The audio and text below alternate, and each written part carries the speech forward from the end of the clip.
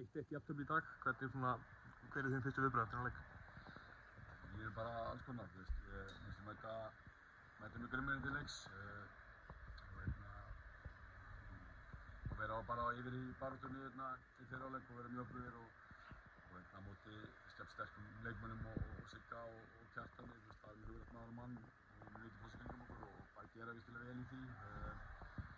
Og svona, þú veist, kannski bara vant að skapa meira afgerandi færi í fyrri hálfleik í dag.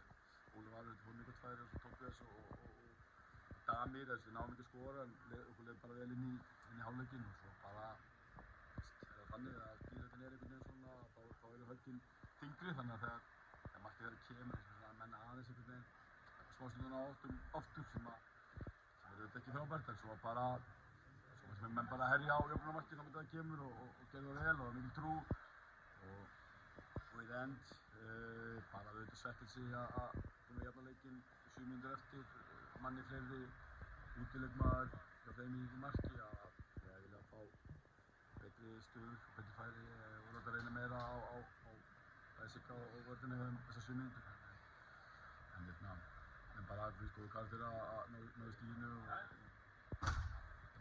já, eins og segja, að lokum svekkjandi að ná ekki að klára þetta. Akkurat, það er náttúrulega 2 leikmenn sem koma tilbaka úr meiðslum hérna í dag, Anton Logi og Þorleifur. Er ekki gott að fá það tilbaka þarna núna fyrir endasprettinn? Jú, frábært að fá Anton Loga, hann búinn að fá í 2 mánuði, hann var búinn að vera ekkert minna en stórkostlegur leikinn á hann meiðist og var kominn í frábært form og hann er náttúrulega mjög svona einstakur leikmaður og ólíkur öðrum og það var höfð fyrir okkur að missa hann þannig að það var frábært að fá hann aftur.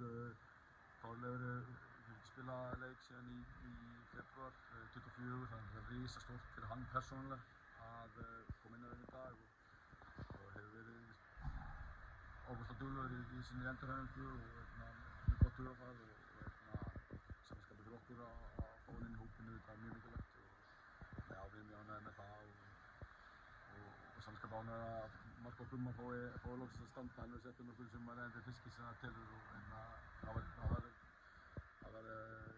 dýrmætt fyrir restina af leiknum.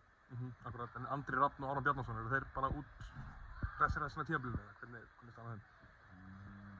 Já, það er komið ljós. Þeir eru frá ennþá báðir og Davíð Ingvars sömuleiðis frekar í bjarnleikinn og þeir hafa verið frá 3 og það er bara komið ljós hvernig þeir komið tilbaka. Náttúrulega, þetta er svona aðeins fara að fjarlægast jafnvel Evrópubaráttan meira þess að hérna fyrir blikana. Hefur ennþá trú að þið getið snúið sér við og svona klára tímabilið með þenn?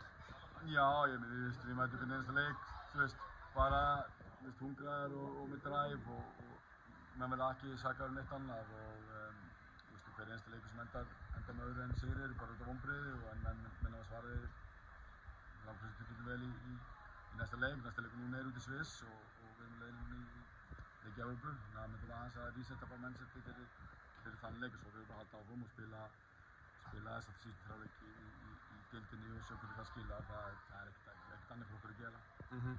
Akkurat, takk fyrir.